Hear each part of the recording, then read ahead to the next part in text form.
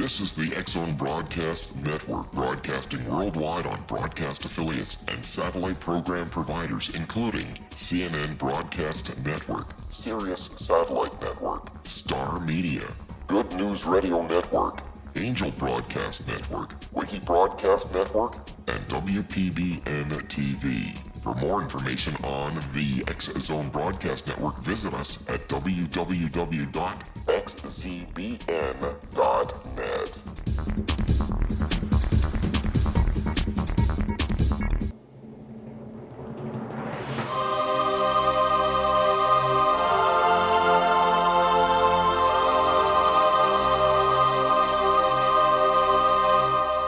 The Science of Magic with Gwilda Wiyaka is largely an opinion talk show. All opinions, comments, or statements of fact expressed by Gwilda Wiyaka's guests are strictly their own and are not to be construed as those of the Science of Magic or endorsed in any manner by Gwilda Wiyaka, Relmar McConnell Media Company, its affiliated networks, stations, or employees.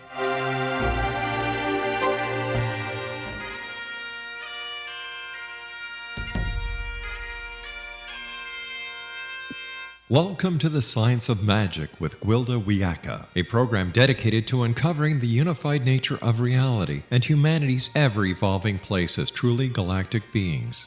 For more information on the Science of Magic with Gwilda Wiyaka, visit us online at www.thescienceofmagic.net.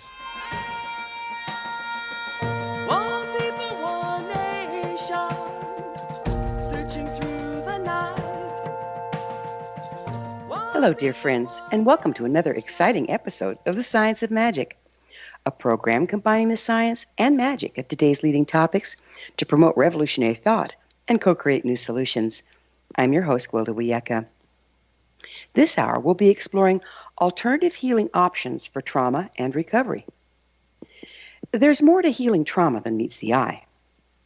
If this were not so, we would not have so many veterans, police officers, and emergency workers suffering from post-traumatic stress disorder, or PTSD. Regardless of attempts to bring ease through debriefing and counseling, their suffering often continues long after the trauma has passed. Many of our gallant protectors are relegated to a lifetime of medication to control the often debilitating symptoms that compromise their relationships and devastate their lives. What are we missing? What are the underlying causes leading to continued suffering? Where's the trauma stored to be constantly retriggered?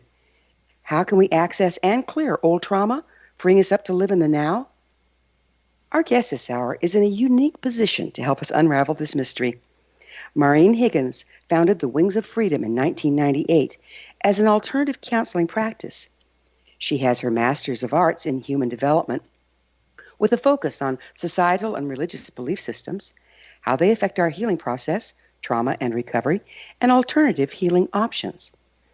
Maureen has developed numerous healing systems since 2005, including Disconnection from the Collective Shadow, Cellular Activation, and many healing systems to heal the self. They include healing the ancestry, past and simultaneous lifetimes, and the collective. Her website, wingsoffreedom1.com. Maureen, thank you so much for being on The Science of Magic. Oh, thank you so much for having me today. I really appreciate it. How did you become interested in working with trauma? Well, it usually starts with our own self when people are really interested in something. So I had some things that I needed to heal myself in my 20s. And so I started investigating what would be a good option for myself, and found that really trauma is stored on such a deep cellular level that you need to have options much more than what was out there at the time. Because I was in my 20s and 1980s, and there wasn't a lot of options back then. So I started exploring on my own different things that would work, and decided to go to school for it. And as I did that, I learned a lot about what was there for people and what was not there for people. And really found that one of the biggest things is our belief systems. And if we can open our mind to something more, that it allows us to start releasing things way down to the cellular level. So that's what started it. Wow, that's amazing. So were you a trauma sufferer yourself? Yes, I was. And you found that this really helps? Yes, well, I found that really as we hold on to trauma, that it doesn't allow our spirit to be fully embodied. So I think that's what I've discovered is dissociation, is that our spirit isn't really within our body. It's almost like living outside of us until we can clear the trauma and bring ourselves back in, which is much of what shamans do. Yes, that's exactly the same thing. As we call it soul loss. You don't really lose your soul, but you certainly disconnect from part of your expression, and it doesn't work out in your life.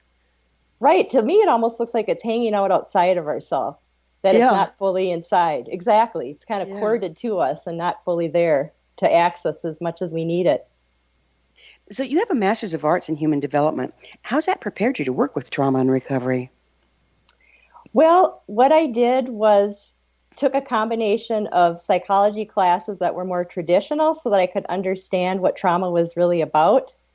And Bessel van der Kolk, I think, has really been a helpful person in learning about trauma. He did a lot of good explaining what happens with the brain and how we hold onto things with the body. And so I did a lot of research on my own because I did some independent studies on his work and also looked at did a huge study on religious beliefs and societal beliefs and how they keep us stuck. And I found that there's really a correlation between what our thought system is and what we're holding on to. The more open we are to possibilities of the unknown, the more we're going to be able to let go of things from the past. If we keep that usual human viewpoint, we're going to be stuck with the usual human trauma and difficulties.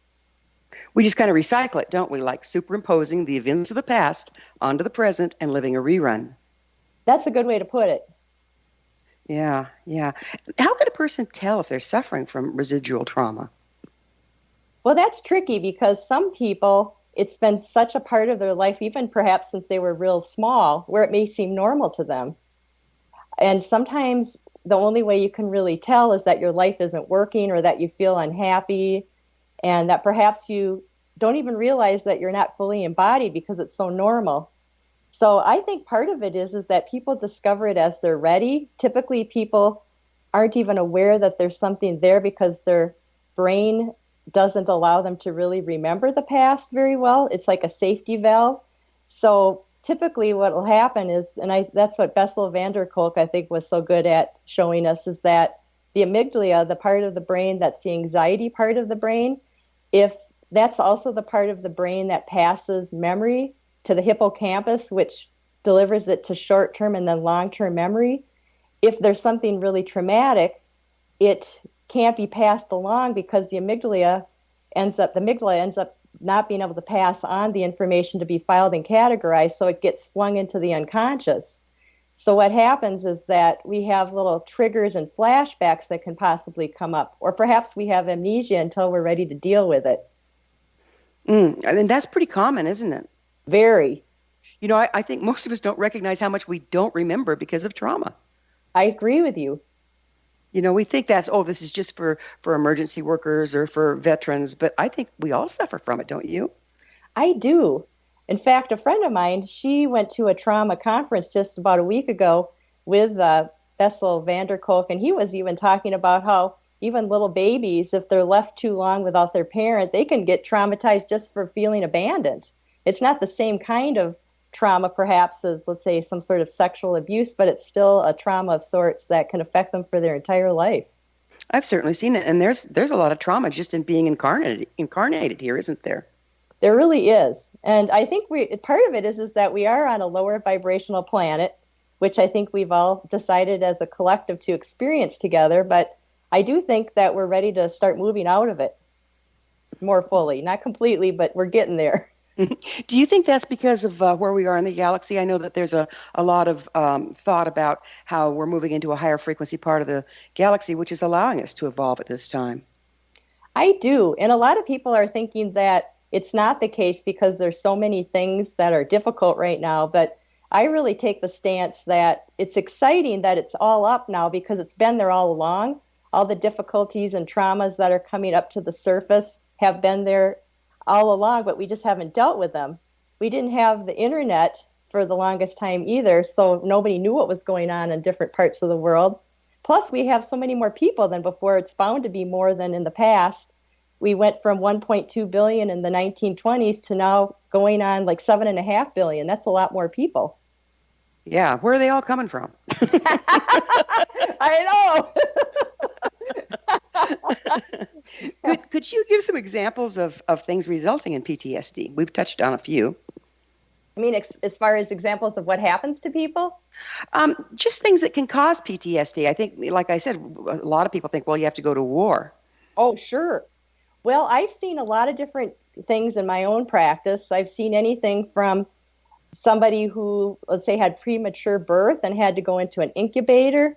There was one woman that actually bonded with the incubator and had a hard time feeling safe in a relationship because she was there for a few weeks. I've seen anything, and then she has wonderful parents, so it's not that anybody did anything intentionally to her. It was just a part of what happened with her birth. And I've seen people where there's incest, either within their, like with their parents or siblings or other relatives, or date rape. There can be that I have seen. I remember one client years ago, she had a date rape where she turned it into a relationship. She didn't want to face the fact that she was raped, so she made him her boyfriend until she recognized that that really wasn't what it was. Right. And anything like that, or even verbal abuse where somebody is name calling or saying things that make a person not feel good about themselves, that can cause a type of trauma where you just don't feel like you can move forward in life. Physical abuse. There's just a lot of different things. Do you think that some of us are more, take things deeper and are more easily traumatized than others? I do. I know that there was some studies about resiliency that I haven't heard of much lately, but I do know that the mindfulness is to help with resiliency. You hear a lot about mindfulness nowadays. Mm-hmm. And I do think that people come in with more resiliency than others. And, I know that there's a lot of research trying to figure out how can we make people more resilient so they can get through things, because there are going to be traumas coming up for all of us. Right, particularly in these times, because everything's kind of shaken up and falling apart in a way, isn't it? It really is. And I think it needs to fall apart and come in differently. But in the meantime, it's not easy. Yeah, I won't argue with you there. Yeah. What exactly is alternative counseling? Well, what I mean by that is that I know a lot of times people go for counseling and it's talk therapy. And now, fortunately, we have EMDR, and there's other modalities like brain spotting, which apparently is an upgraded EMDR from what I've heard. But at least at the time where I started my practice, there really wasn't even that much talk about those two things. I know brain spotting is relatively new, but EMDR apparently has been around for a while, but I didn't hear of anything of it. So I wanted to find ways for people to be able to let go of the trauma on a mental, emotional, and physical level. So I came up with my own things. I started out taking guided imagery from the Psychosynthesis Institute and Jinshin Jitsu, which is an ancient Japanese bodywork, and Reiki. And I've kind of, over the years, I developed my own techniques. And basically what it is that I have intuitive sight, which would be clairvoyance. And so if you could say in a sense, change channels, I can see what's going on around people in their energy field. And I can see what is going on in terms of perhaps what ages they have challenges with. I never want to tell somebody what's happened to them, because I don't think that's helpful or useful whatsoever, but to kind of give them an idea of maybe what era or age they need to look at. And they tell me what they know about a certain age and how they felt about that age, or if they even remember anything at all. And I look to see what belief systems are helping them understand what belief systems are coming from their ancestors, because what I have found is that our ancestors, they have... Well, we're going to have to pick up with ancestors on the other side of a short break. Maureen and I will return shortly, so don't you folks go away. You're listening to The Science of Magic, aired daily on xzbn.net. Prior episodes can always be accessed free of charge on our website, thescienceofmagic.net.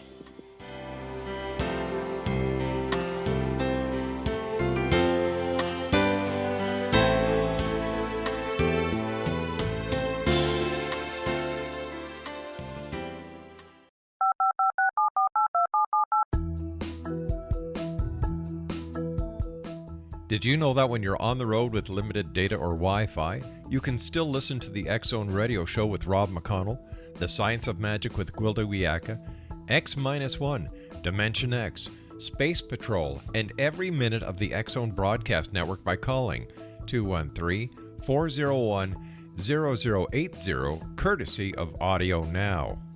No smartphone, app, or internet needed. It saves your data plan and it's free if you have unlimited minutes. Call 213-401-0080 to listen on any phone, anytime, anywhere. Remember 213-401-0080 for the best of the paranormal, parapsychology, and sci-fi radio programming anywhere, 24/7, 365. This is the X-Zone Broadcast Network, broadcasting worldwide on broadcast affiliates and satellite program providers, including CNN Broadcast Network, Sirius Satellite Network, Star Media, Good News Radio Network, Angel Broadcast Network, Wiki Broadcast Network, and WPBN TV. For more information on the X-Zone Broadcast Network, visit us at www.xzbn.net.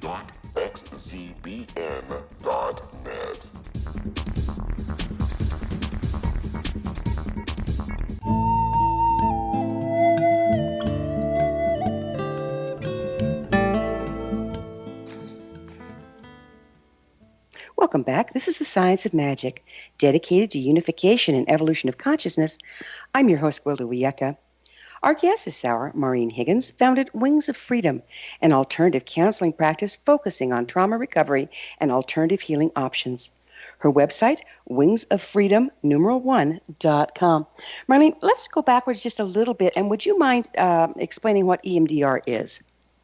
Sure. EMDR is something where a practitioner, and I haven't taken it, so I'm just going by what I know of it, where you use lights, and I think you have like a ball in your hand that activates the brain. The lights in this activation that you use some sort of device that kind of you've used in your hands activates the brain so that you're able to recover memories and help let them go from the brain. Oh, okay. So you're using a physical stimulus to cross wire the brain in a way. Yes. So you're actually, a lot of people that I have seen that have done it say that as they are led through this process by a psychologist, that the memories start coming up. And for some people, it's great. They can let them go. And other people, it's not so good. It's too much. Yeah, that's what I wanted to get into, because I've heard EMDR can be really great, and I've also heard it can push people beyond their processing substance. Exactly. So you have to be careful. Yeah. How long has it been around, do you know? I've heard that it's been around since the 1980s, but I never heard of it until about the 2000s. So it wasn't real out there until probably about 15 years ago. Right. Do you have any training or licensing as a counselor yourself? I don't have a license, and the reason why is I decided that I wanted to do more alternative. And when I went to grad school, I was told that if I got a license as, let's say, a psychologist or a social worker, that I wouldn't be able to do all the things that I wanted to do. So I give people a client's bill of rights that shows that I'm an unlicensed professional. So then do you have a referral base of people that are licensed for people that start having difficulty? Oh, for sure I do. I have a lot of people I refer to. So if somebody's really going through a difficult time, I suggest they go to a psychologist. And I have psychologists that send their patients to me so that they can do some work that's more deep that they aren't able to do. And then I send people to them so that they can process through what's going on in a different way. Yeah, it takes a tribe, doesn't it? Oh, for sure. So tell us about the effects social and religious belief systems have on our healing process. Well, I do think that we're born into a collective where we have different belief systems, and part of it is the religious. And so if you are brought up in a family that has certain rigid beliefs about what God is or about what good and bad is, that can keep us stuck in guilt and shame and unable to move forward. So sometimes we have to change our whole definition about what God means to us and what good and bad is to us. Do we write these stories that we then just kind of get stuck in?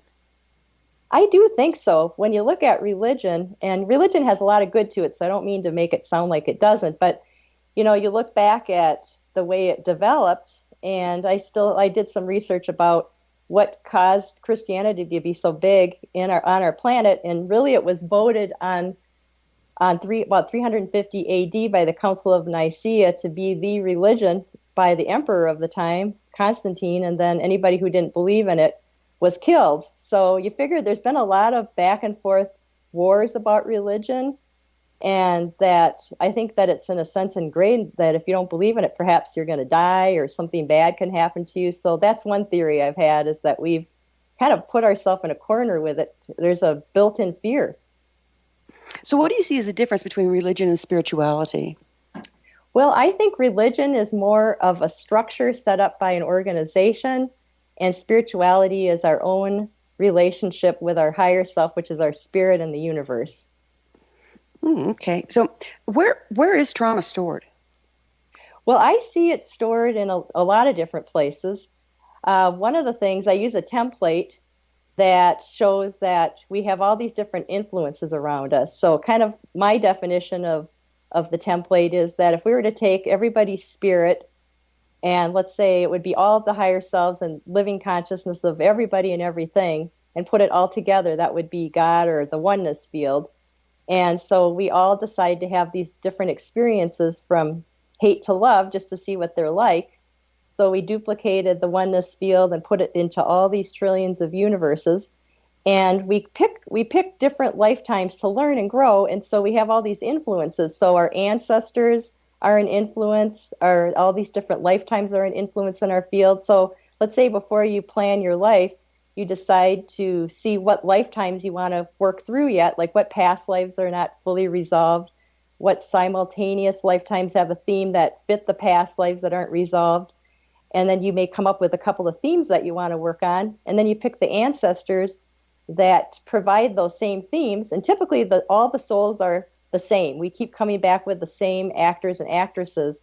And so the energy field of the ancestors and all these lifetimes are actually within our own energy field. So we're feeling the influences of all these different souls and lifetimes. And I'd say that's 80% of what we're experiencing is things that are not directly related to our current life. Only about 20% is what's current. So a lot of what you're doing is based on the theory that we have past lives and those past lives bleed into our current one? Right. Things that are unresolved, that's part of it. And then simultaneous lives, which would be taken into account that there's really no time or space. So I work on resolving simultaneous lives and then also clearing the trauma and difficulties from our ancestral fields. Do you think that the again, simultaneous lives and past lives are kind of theoretical. We don't have any proof of it unless I'm missing my mark. No, I agree with you. But it seems like we have plenty to deal with in this lifetime. Why do you focus on the others? Well, I focus on all of it, but the reason why is because when you clear that up, a person feels markedly better. So I go by the theory that if I work on them in that way and they feel, let's say, a huge release and feel lighter, then there's something to it, even though I do agree it's a theory. What causes the trauma from the past to be re-triggered? Well, a lot of times it's meeting people that were in these lifetimes, or perhaps we're in a safe place in our current life where we're ready to deal with it. So let's say something happens in your current life, it may trigger, let's say, 5 past lives that haven't been fully resolved. So if you can clear those 5 past lives, it takes a lot of pressure off of the person because that energy, in a sense, is kind of flowing into the current self, and so that it's easier to work on the current situation. So do you track the current trauma to past causality? Well, I do think there is some correlation. So I think that we come to rework things with the people that we haven't worked things through with yet. I think what I was trying to ask is when you're working in counseling with someone, do you see what's triggering them in the present and then track it backwards to find the major point of cause? Yes. No, yes, I understand. I do that. That's very important. Do you do that through talk? Well, between talk and then I look at their energy field to see where the different points are. For example, if they have a current problem, I may see that there's, let's say, 3 past lives and let's say 2 simultaneous. And let's say the mother's side of the family had that same thing happen 4 generations back. The father's side may have had it 7 generations back. So then we want to work on all those things that are in the field and, in a sense, remove those influences so that it's easier to work on the current. So do you think these are actual things or just metaphors for patterns that a person is carrying? Well, I don't know if it matters. You Yeah, know, just fix it, right? I think that, right. I mean, to me, I consider everything a template, and things show up a certain way, and I use it based on this template, and I figure if it works and people feel better, then there's something to it. I figure we're kindergartners here on Earth, and that we'll find out exactly how things work once we move on to the other side. Or at least we hope we will. I hope so. Tell us a little bit more about this template. It's pretty fascinating.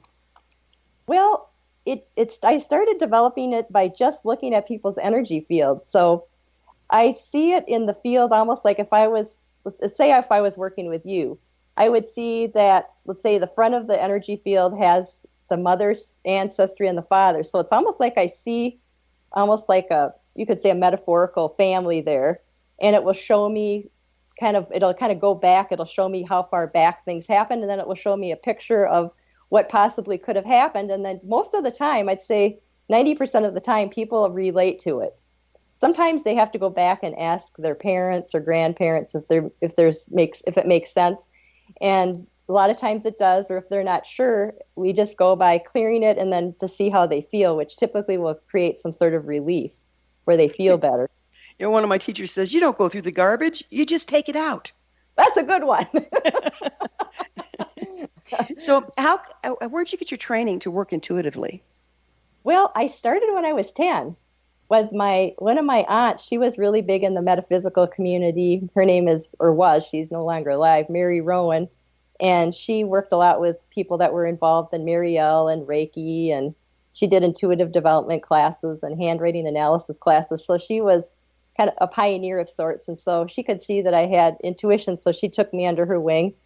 And then I've just taken different classes over the years to practice my intuition. And then I've taken a lot of both traditional and non-traditional classes to learn. And you get to a certain point where, I'm 56 years old, so you're going to start coming up with your own things, and you start trusting it because you've just done it that long. So tried and true kind of thing? Right. If you have enough experience where you can see that it's working for people, then you figure there's something to it. Doesn't mean you don't keep learning, because you do, but you figure that there's something to it if you're finding enough people are having good success with it. So have you been just dead wrong? You mean in terms of helping somebody? In intuitive, you intuit something and it's just off.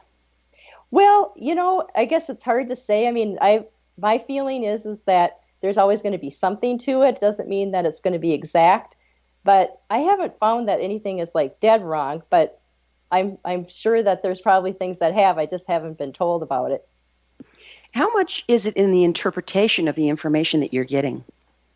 Oh, I think that's huge. I think that I always tell people that this is just a way to understand things, that we don't really know how the universe works. So we're really trying to get to the essence of what's going on with the person. And so typically a person can relate to the essence. They don't have to believe everything that I'm saying, as long as they can relate to what the underlying current is in their life. It does seem like we're looking through a dark glass darkly, doesn't it? I mean, it's like we have a concept of reality, but it's like things are starting to bleed through that don't add up to the common denominator belief system. Are you finding that? Oh, for sure. Yes. I think, again, the more open we can be to expanding into a whole different way of looking at life, the better off. Yeah, and right now it seems to be accelerating, doesn't it? Oh, I agree. I think it really is, which I think is great. Well, it's intense. It is. But I figured that I'm excited that we're breaking out of the old. Well, it used to be, we had our story and we were sticking to it and everybody hung their hat on it. And now I think a lot of people are floundering because that's not so true. I agree with you. And we need to change our way of looking at things and be excited that we can start moving to a whole different consciousness together and accessing help together and recognizing that perhaps there isn't one truth. Perhaps it's something much bigger than us here. Well, we're going to have to take up on our debate of truth after a commercial break. Maureen and I will return to this discussion on the other side of this break, so you don't want to go away.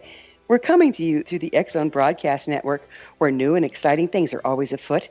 Don't miss the other fine shows and hosts on xzbn.net. You're listening to The Science of Magic, your resource for creative solutions in a changing world, thescienceofmagic.net.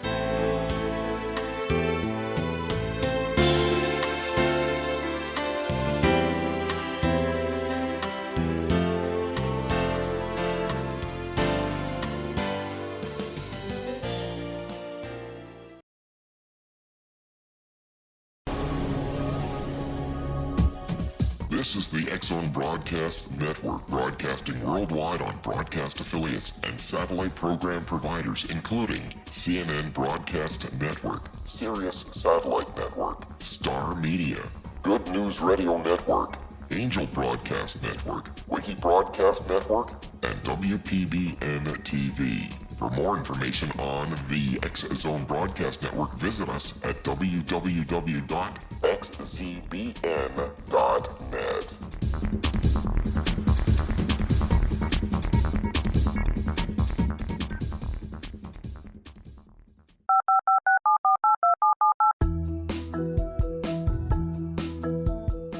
Did you know that when you're on the road with limited data or Wi-Fi, you can still listen to the X-Zone Radio Show with Rob McConnell, The Science of Magic with Gwilda Wiyaka, X-1, Dimension X, Space Patrol, and every minute of the X-Zone Broadcast Network by calling 213-401-0080, courtesy of Audio Now.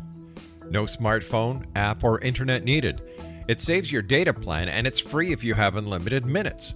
Call 213-401-0080 to listen on any phone, anytime, anywhere. Remember 213-401-0080 for the best of the paranormal, parapsychology, and sci-fi radio programming anywhere, 24/7, 365.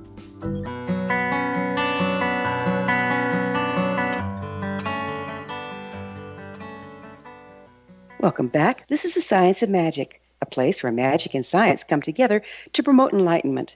I'm your host, Gwilda Wiyaka. Our guest this hour is Maureen Higgins, the founder of Wings of Freedom, an alternative counseling practice focusing on trauma recovery. Her website, wingsoffreedom1.com. Maureen, we were talking about reality, and I'm wondering, how much does our healing depend on our ability to shift our concept of reality? Oh, I think it's huge. I think that the more we're open to be able to look at life differently and willing to let go of the past as we know it, the greater success we're going to have. You know, even I could be the best healer in the world and nothing happens if that person isn't ready, because it's really about ourselves and what we're ready to do. And that's the way it should be. We're here to learn. So how much reframing goes on in the healing process? Oh, quite a bit. I think that it's a combination of I tell them what I think about things, or, you know, whoever's working with somebody would give their impressions, and then that person takes it in and reflects back how they're taking it. And between the two people, between the facilitator and the person there for the healing, you come up with something. I've learned a lot from people that have walked into my doors. You know, there's a lot of wisdom there. It's just a matter of trusting it and being willing to believe what's true for you. Well, you know, shamanically speaking, because that's my area of expertise, when so often we make up our decisions about life through trauma when we're children and have no way to really frame them accurately, then we hold on to those stories. Do you find that to be the case? And if so, how do you unravel that? Oh, I think that's really true. Well, it's a combination of being aware of it, because I think a lot of times people are not aware that this is the case. And I always have people focus on their body, since the body's the barometer of what's going on. So it's a combination of, you know, talking about what's going on. And then let's say if there's somebody that's coming in for healing, typically your body will tell you where things are being held on to. And so let's say the person has a lot of heart pain. They may go in there and discover that it's something that their heart has been holding on to for, you know, since they were 2, for example. They may even see themselves at age 2 and get a sense of how hard it was at age 2 if they're ready to deal with it. And then by staying with whatever the pain and the difficulty is, it'll start unraveling from the heart or wherever it's being held and start moving out. And I always ask, too, that their higher self, which I think we all have a spirit that knows everything, past, present, future, that it's in charge of what's going on, and that their spirit guides, which I think of as just help from the other side, is there to assist too. And you start asking that these things are moved out of the heart or wherever it's being held on to mentally, emotionally, and physically. So if we're trapped with these things being held on through the body, does the body actually trap us in the past trauma as well? I think it does. I think the body is just so used to carrying it that it doesn't know any better. So then it's triggered in the body and throws us into the past, doesn't it? It does. So then we aren't in the present and we can't heal. Exactly. So we have to have our body let it go. How do you do that? Well, kind of what I was saying is that it's a combination of having the person really get in touch with their own body. That's why I think it's so great that there's so many body type of things out there for people now, even certain yoga practices with somatics. And I do things with energy work and having people focus. You have to pick whatever works for you because not everybody's going to do well with the same thing. So you find your body-based type of work and you really stay with your body and see what your body has to tell you. And by doing that, it actually starts unraveling and letting go of the past. You know, I was in bodywork school at one point, Boulder College of Massage, and there was this form called Neo-Reichian. Not Reiki, but Reiki. And it was a form of accessing trauma in the body. But what I witnessed among my classmates and then later among people that were clients is that you could access the trauma, they'd writhe and carry on the table, but then nothing changed because you could go back there next week, hit the same spot, and get the same results. How do you break that cycle? Well, I do think that it can take time for some people to work it through. I think a person has to be ready for it. But what I have seen is that if you let go of the trauma and then bring back the spirit to fill all voids and spaces, and actually, a lot of times what I'll see is that a person can activate certain codes of knowledge that is there waiting for them to access. I think our body holds onto really positive things that we're not able to access until we're ready, that can be activated into place. You could say, we come in with certain seeds of knowledge and that can shift the patterns within the body as well. I see a lot of people shift quite quickly when they're ready, and some people, it's a lot slower. It just depends on the person. So I think it depends. Sounds like you're talking about answering it. Sounds like you're talking about soul retrieval again. Well, that's a huge part of it. I really do. I think if you don't bring that soul back in, it's not going to shift. It's not going to shift. So tell me, Maureen, are you a closet shaman? I think so. I'm really big on that. I do that all the time. That's the thing is that you let go of the past, bring back in the spirit. Let go of the past, bring back in the spirit. What are the underlying causes that impinge that process, though? Well, I think unwillingness to let go. A person may not be ready. I don't get as many people like that because, it's such an unusual thing that I do that a lot of times people are desperate by the time they come to see me. So I get people that are real ready for the most part. But I think that if, therapists are probably going to see people that are less ready. So that's always going to be challenging in terms of making as good a progress. A lot of times people get stuck in the past. They may even become used to being a victim and not notice or recognize that they can get out of it. They just, again, they're recycling what they think is truth. Oh, I've got a rabbit hole for us around that. So how much of that is due to guilt? And as long as we can be a victim, we're not the guilty party. Boy, that's a good one. I think that guilt and unforgiveness of self and others is the glue that keeps us stuck. Yeah, I would have to agree with that. So let's back up a little. What is the standard treatment for PTSD? Well, I would say that if most people would start with talk therapy, which I think is really a good idea because you don't want to go too fast. So you start with talking about things and you work through your unhelpful belief systems and so forth. And then if somebody's ready to go to phase 2, you want to start looking at something. With some people, we talked about EMDR or this brain spotting. Somatics may be good. There's even a new yoga that somebody was telling me about that's somatic based that is starting to be more used. For me, I use the energy work and guided imagery, which you don't need to be good at guided imagery. You just need to be able to stay focused on your body. There's just a lot of different options, but I think starting with talk therapy is really a good idea first.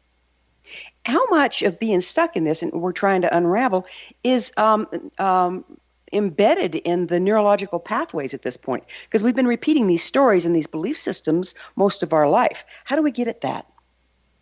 Well, that's a good question. But, I think part of it, even before that, is a lot of times people are in such denial about what happened to them that they need to start getting out of denial. And that's why I think that's step one, is recognizing that, yeah, these things did happen to me. And yes, they did make an impact on me. So that's where talk therapy comes in. And then You mean denial isn't a river in Egypt? Nope, I guess not. That's a huge one for all of us. I think denial is real easy. It's easy to not want to deal with things. It's safer. But when a person's deep in denial, they don't know they are, right? How do you get that across to them without getting their dander up?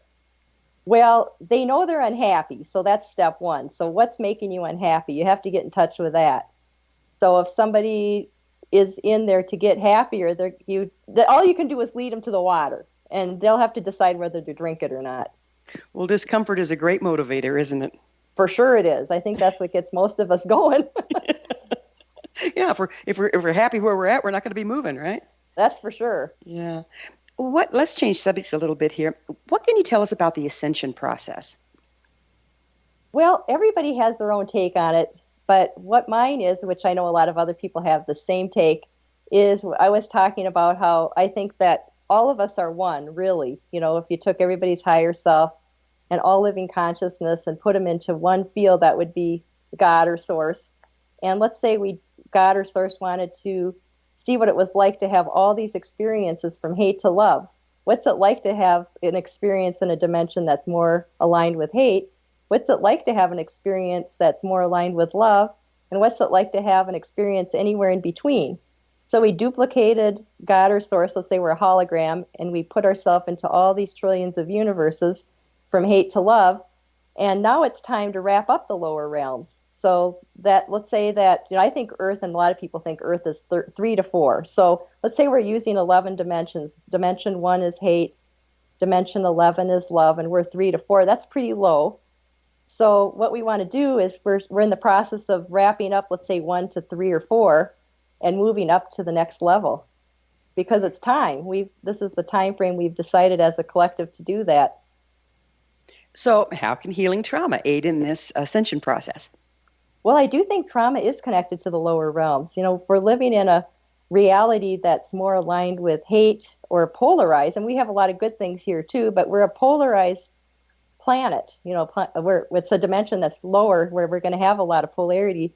So in order to shift out of the lower realms, we need to deal with that, or otherwise we're never going to be able to move to the next level. You can't embody your spirit if you're holding on to a lot of trauma. And embodying your spirit is what's going to move us to the next level.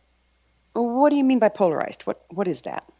Well, polarized would be that there's a lot of things that you could say are really more aligned with hate on our planet, and there's a lot of things that are very lovely and loving on our planet. So we have both going on at the same time. And how is non-polarization different from that? Well, I think that we're moving to a less polarized, you could say, instead of having this very dark kind of hate type of energy, that we can make it less so, where it's going to be, less, there's going to be less extremes, you could say. So is it more like the acid-base scale? If you go to one side or the other on the acid-base scale, whether it's base or acid, you're going to get burned. Is it kind of like that? That's a good way to put it. Okay, so it sounds like our ability to embrace all experiences would keep us from getting stuck in one extreme or the other? Right. I think the Buddhists really have it down where they talk about walking the middle path. So that you can, because I think on our planet it is easy to get stuck in one or the other. So it's good not that you can get stuck in love. That's a good thing to have, but because we have this other side to our planet, that we need to recognize that we need to stay more kind of balanced in the middle so that we don't do the bipolar type of thing where we're going back and forth, back and forth. But a certain amount of going back and forth between polarity is the only thing that allows life. That's how the cell wall works, is that through positive and negative charge, it draws in what it needs and repels what it doesn't. How do we reconcile that viewpoint with non-polarization? Well, I think that kind of what we're talking about is do no harm to others. So, a lot of the things that we're seeing on the planet with, people abusing each other, killing each other, even war, thinking that we're right, so we're going to kill people due to that. Those are the kinds of things we're talking about wrapping up. Well, it's about time to wrap them up, huh? Oh, for sure.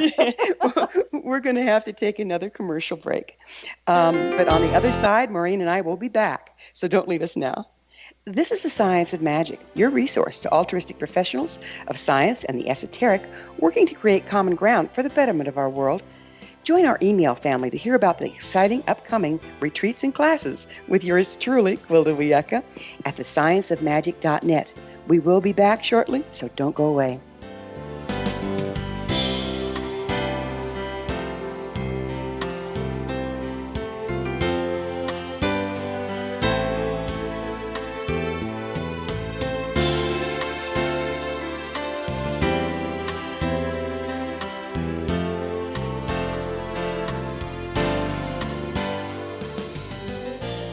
The Earth is under ever-increasing pressure from untenable lifestyles and growing populations. Yet, viable answers seem in short supply. What if I told you there's an ancient form that can empower you to take charge of your life?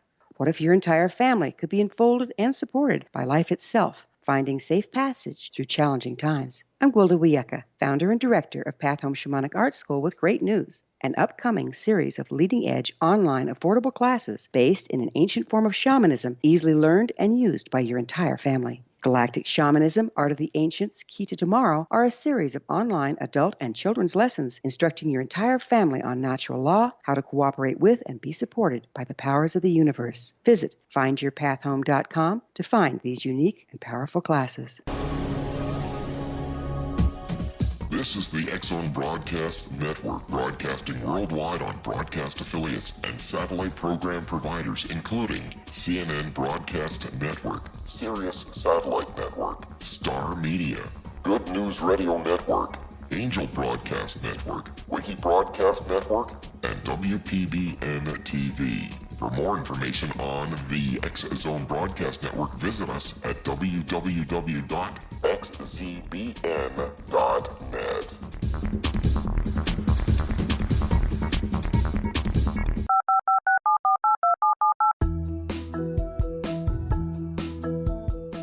Did you know that when you're on the road with limited data or Wi-Fi, you can still listen to the X-Zone Radio Show with Rob McConnell, The Science of Magic with Gwilda Wiyaka, X-1, Dimension X, Space Patrol, and every minute of the X-Zone Broadcast Network by calling 213-401-0080, courtesy of Audio Now. No smartphone, app, or internet needed. It saves your data plan, and it's free if you have unlimited minutes. Call 213-401-0080 to listen on any phone, anytime, anywhere.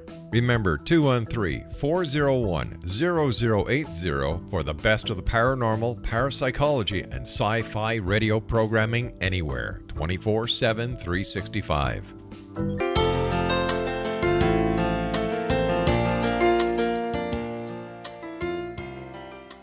Welcome back. This is the Science of Magic, bringing together gifted people of service to the world. I'm your host, Gwilda Wiyaka.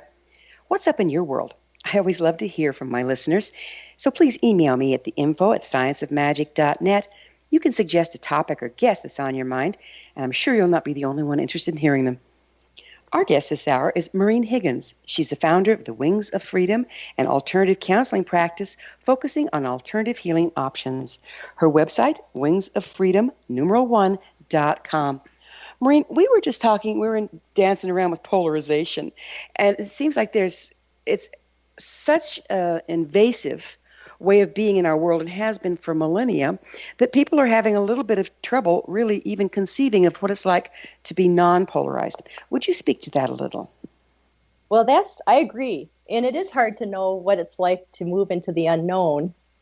And I think that's where shifting our perceptions, or being willing to shift our perceptions to something totally different. Whenever I feel stuck in my own personal life, and I think this also applies to the collective, I always ask to move into a perception and attitude state that is beyond the normal human one, so that I can move into something different for myself that's much better. How much, again, do you think guilt has to do with us having to find a villain to point the finger at rather than face our own stuff? Oh, I think that's huge. I think we all have guilt. And again, I think that's the glue that keeps us stuck. That and unforgiveness of self and others, and of course they go together. So I think working on guilt and shame and unforgiveness is the key. And yet we've been so conditioned into guilt through a lot of the religions, quite frankly, don't you believe? Oh, I do think so. It's kind of regrettable. Oh, I So, know. so what's the collective shadow you're speaking about?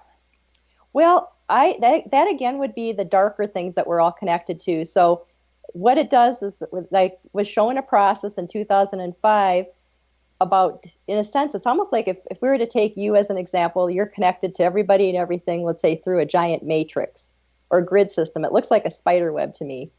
And so what I was showing is that the spider web is connected into this heavier, difficult collective shadow, which would be the kind of more things aligned with hate, the killing of people, let's say sexual and physical and mental abuse, those type of things.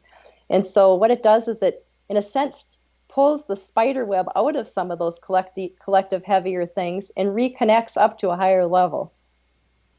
So you're not as subject to, kind of like you're not wired up to it anymore. Exactly. That's a good way to put it. So what's the difference between that and denial? Well, it's interesting because I do think it's hard to separate the individual consciousness from the collective a lot of times. That's why we need to be willing to let go of the belief systems, because it's easier to move into or to be in a sheep mentality and not be in the truth. I think that's real common. So I would say probably a lot of us are just following what we were taught rather than moving into what could be true. So how can we disconnect? Well, I think a lot of it is intention. When I do the disconnection from the collective shadow, people are willing to start making those changes. And just by doing that, it really does free up a lot of energy. And then I always follow it by something called cellular activation, which is a process that redoes the entire energy field and brings in different, you could say, downloads or codes of mastery so that a person starts feeling different. So this cellular activation sounds very much like these upgrades that you get from, like, a lot of different traditions use them. I know Reiki is one form of it, where people are literally activated with a frequency that they can then share. Is it similar to that? Well, yes and no. I think a lot of processes are going to have shared type of things, which is great. We need all the different things. We need lots of different tools out there. I would say, like, for example, cellular activation has a three-phase process. The first phase, the first 5 steps are about redoing the chakra system in the etheric body so that you can let go of the heavier things that a person is connected into, which would again be connected into the collective and the ancestors and so forth. The 6th step is about bringing in codes for unconditional love and connecting up with like-minded souls. So it's a way to redo the energy field to do that. The 7th step is about bringing in life purpose codes and energies, because everybody has a purpose here, whether it be just fully healing oneself or helping others. So it helps to make it easier to do that. And then our aura, which is the egg-shaped energy field around us, that's the attraction part of the energy field. It looks like geometric shapes. And if you look at geometry, shapes correlate with numbers, and numbers is a universal language. And so the second phase is about completely redoing the attracting part of our energy field so we start attracting higher level experiences. And then the third phase, which is 7 steps, connects us to energies of mastery, which would be like the ascended master energies. And I call it like the 8+ dimensional energies, which would be more middle realm, and the 11th dimensional energies, which would be aligned more with love, and then also bring in source energy, which allows us to remember that we are really one. And then it does almost like a rewiring of the energy field so that, in a sense, we need to be able to hold a higher ampage, like a house. If you are getting a new, let's say if you want 120 amps in your house, you can't have a system that only holds 80. So you have to redo it so that it can hold a higher wattage, so to speak. So that's the last part. So it looks to me like you're working with light. Yes, just like a lot of us are. Mm-hmm. So you're recalibrating starting with the chakra system, the person's ability to channel light into the world. Exactly. As you do that, does that bring up all the old stuff that doesn't align with it to be cleared? It does, but I always ask that things go at a comfortable pace. I don't want anybody to be into something that they can't handle. And I haven't had that happen where somebody just can't deal with it. So I always figure if the higher self is in charge, then the higher self is going to decide how it's done. It could, it doesn't have to be happening in one day. This process could take a year. So you brought up something before I'd kind of like to go into a little bit more, and that's intention. How much does conscious and unconscious intention drive this and how it works out? Well, I think our unconscious beliefs are the thing that get in the way the most. Those are the things that we wonder why we don't have a better life, and we try what we can to put out those positive messages into the world, but we may have some unconscious things that are totally blocking us, which could be beliefs that our family has, and it can be beliefs that our religion that we were brought up and have, or it could be simply the traumas that we haven't dealt with. They're like an undercurrent in our energy field keeping us stuck. Do you think that we're actually in a better position at this particular time in history to heal on all these deeper levels? And if so, why? What's offering that opportunity? Oh, I definitely think so. Well, I think of psychosynthesis, which is a psychology branch that I was involved in grad school. And I remember them saying that if things are in the unconscious, you can't do anything about it. You have to bring things from the unconscious to the consciousness and then rise them up to the superconscious, which is the light, to heal. And I do think that we're in the midst of bringing everything, at least a lot of things, I don't know about everything, but a lot of things from the unconscious into the consciousness in a collective sort of way so that we can bring them up to the superconscious, which is, I think, is starting. There's an exercise I teach children. I teach children shamanic skills. And I put a bowl of water, a clear pitcher of water, and I put dye in it, food color.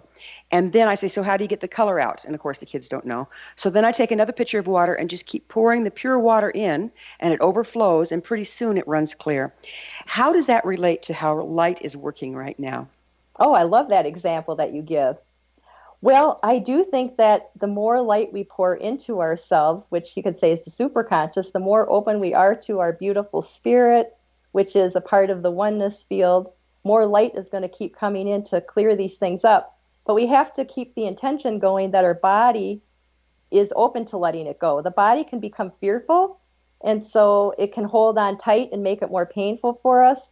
And so if we can remind our body, just like we would a little child, because a lot of times the body is like the child that never got healed, that this is stuff that's just coming up to release. If you just let it go, you could feel better instantly. But the more you hold on to the old and are afraid of it coming up, the more painful it's going to be. So do you think that we're moving into a time where there's just flat more light available? Oh, yes. I think this is the time. So if we aren't moving, doesn't that bring a lot more pressure on us because of the increase in light? I agree with you. I think it has brought a lot of people to crisis because they have to start dealing with their things, their past.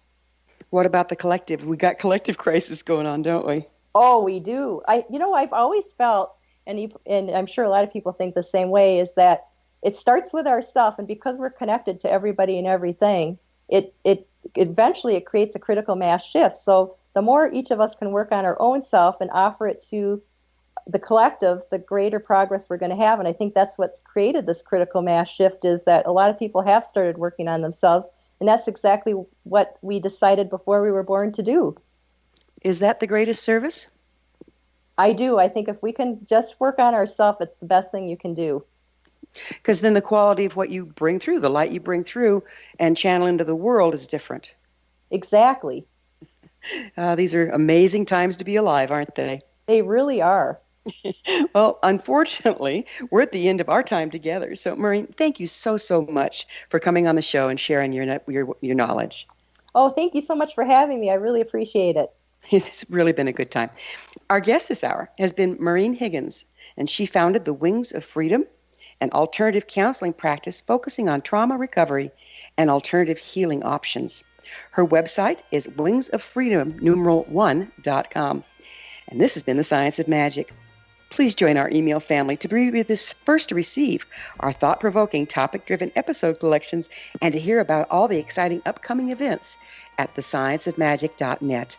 Until next time, dear ones, may you be blessed with knowledge and comforted with love as you embrace higher consciousness.